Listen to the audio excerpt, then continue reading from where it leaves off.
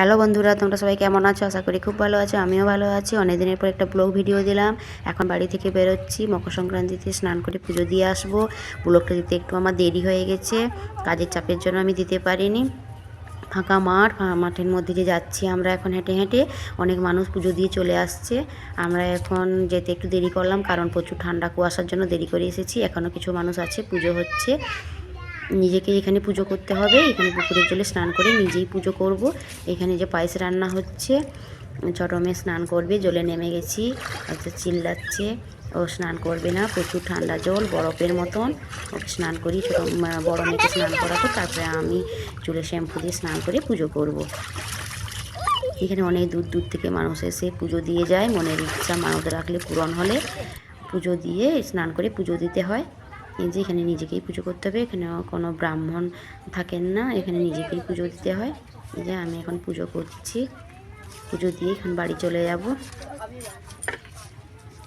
পুরো ফাঁকা মাঠ, মাঠের মধ্যেই মাকে আমরা সব দিনই মানি।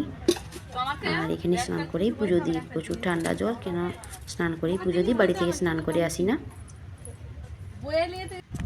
এখন চলে যাচ্ছি, ফাঁকা মাঠ, এখনও ধান লাগানো হয়নি।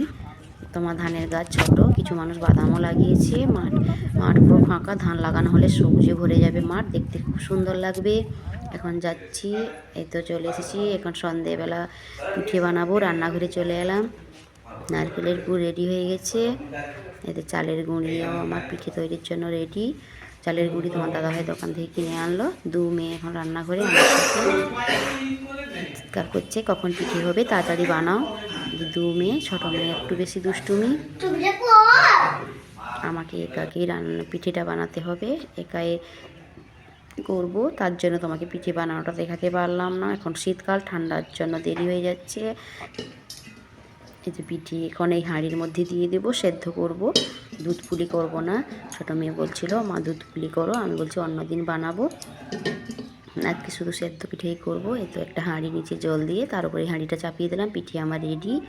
এখন পিঠে আমি বের করে নেব। আমি বের করে নিলাম, সবাইকে খেতে দেবো। বন্ধুরা, এই পর্যন্ত রাখলাম। আমাকে সাপোর্ট করো, আমার কাছে থাকো, পাশে থেকো।